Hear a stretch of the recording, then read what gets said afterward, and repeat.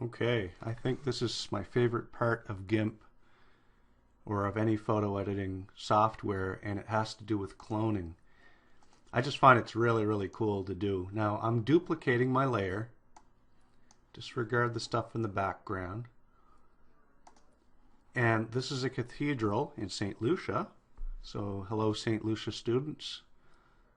My students are going to do this one as well. Now, what a nice building. But these power lines are going across it. So what we're going to do is we're going to remove these power lines, and we're not going to remove it by using the eraser.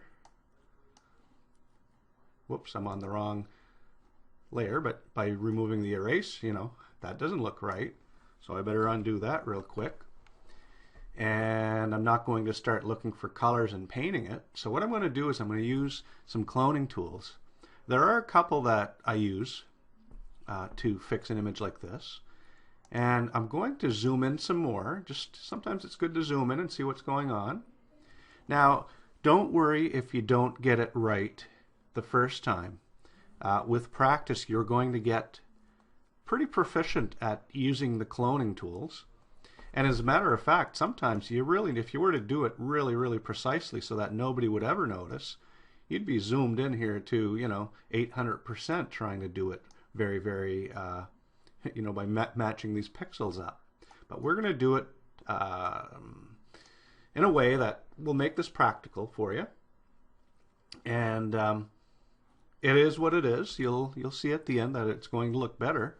It may not be perfect, but like I said, you'll get better at it. So we use these tools. We use the clone tool. We use the healing tool. We'll focus more on the clone tool right now. And oftentimes we use these tools in conjunction with our selection tools up here, usually these three.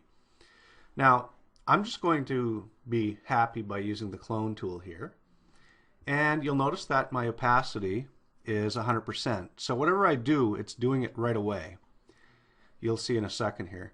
But I can also change this so that as I'm cloning something, it will make me do it a little bit more than I would be doing it originally, but it wouldn't be enhancing or changing the image as much at a time. So I can be very precise in how it changes. But I'll leave it up here to, I don't know, 100 or whatever for now. I also have my brushes on how hard I'm going to or how soft that I'm going to do the cloning. But we'll leave these all as is, and my size here's 20. It's a little bit big for what I'm looking at here, but that's okay. I'm just going to leave everything like that, and I'd like you to try this. Again, I duplicated my layer, and I have to make sure that I'm on the layer that I want to change. I kept this one here just in case I mess up and I want to come back to it. So this is how you do it. What you do is, let's say I want to take these bricks and have them repeat themselves up here so that they'll cover this telephone or this power line. Now again, my size is awfully big here, but I want to show you how this works. What you do is you grab a part of what you want to copy from or clone from, and then I'm going to sort of paste it here is what I'm going to do is I'm going to be drawing. Now, to determine where you're cloning from, you need to hit the Control key. You'll see down here at the bottom of my screen it says Control click to set a new clone source. Well, I'm going to hold my Control key down, which I just did, and I'm going to click, and I let it go, and you'll notice that as I move this up somewheres, I have this crosshairs here, this plus sign over here, that's telling me where I'm going to be copying from. And as I'm painting, watch this. As I click and drag over here, you'll notice that the plus is moving around with me. Now I'd have to be more precise over here, but you see now that that's not bad. Now as I move, if I move this thing around over here and then I click and drag, it's copying the bricks from over here. So it would make more sense for me, although that's not looking too bad, it would make more sense for me to clone from the same area, more or less. So I'm going to hit Control and I click. I'm going to go up here and I'm going to start drawing. And again, if I were to do this right, I would make sure that I'm a little more precise here. But you'll notice that it's starting to look like those bricks are where they should be. Over here I'll do the same thing. I'll hit Control. So basically up here it should look about the same, right? So as I start coloring it in, and again, I should probably change my brush size to something maybe a little bit smaller so that I can get the edges here. I'd probably zoom in. Let's just do it to show you what I mean here. So maybe here what I would do is I'd want this to be looking the same. That's still a power line here. So what I'll do is I'll change my size to something quite a bit smaller. 1 would be too small. 20 would be too much. Oh, I'll bring it down to, let's see what it looks like. And again, it's messing around, guys. So it's a little bit better. I'll bring it down to maybe 10 or so. I could just type that in, I guess, but this will work.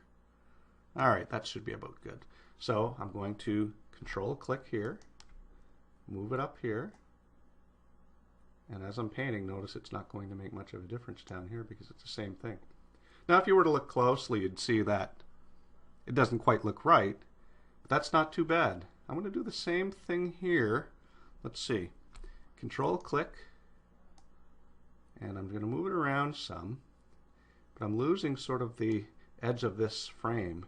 So what I might do here is I'd Control click here, move it up here, and start painting.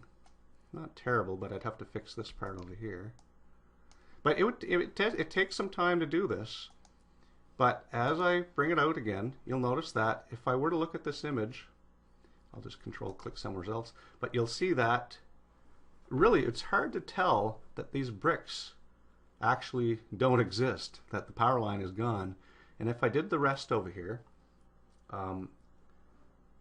the image probably would look pretty good. Now, anybody with a discerning eye would be able to tell. If they look closely at it, they'd say, yeah, there's something wrong with this. But if it's more, you know, it's just something you want to put in a frame and it looks good. See over here, that's a little too big. But if it's something you want to put in a frame, you have the option to get rid of this power line. So watch this. Let's do it here. What we'll do is I'll grab everything here.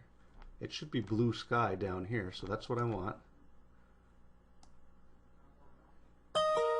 Now as I change my opacity, watch what happens. Is I'd have to be painting a lot harder.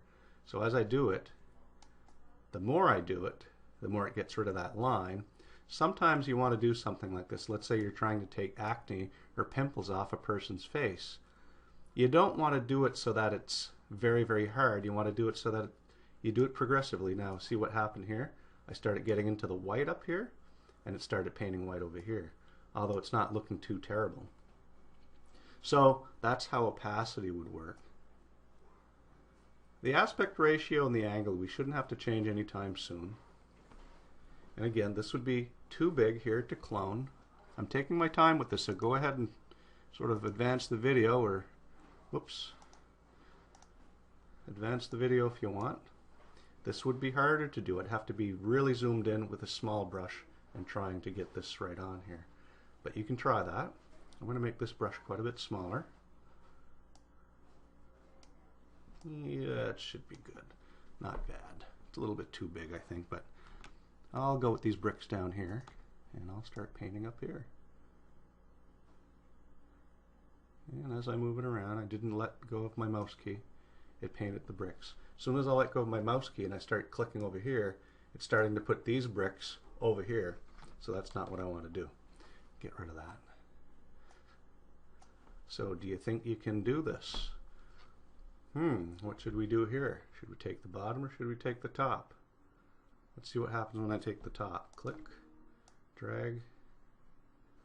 It's not looking quite right, is it? So I'll click down here and drag and start painting. And as I keep going, it's just going to grab whatever it sees originally.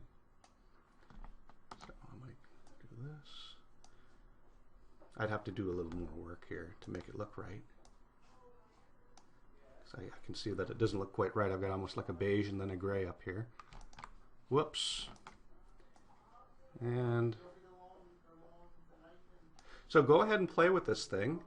And once you're done with it, show it to your teacher. Show it to your teacher, or I don't have a place for you to drop it off, but if you think it looks pretty good, just go with it. And if you need a little bit of help, if there's something that just doesn't make sense, let me know or your teacher know. And eventually you're going to be doing an assignment that will require you to clone. So that's the end of this particular video. And the next one will be on cloning again.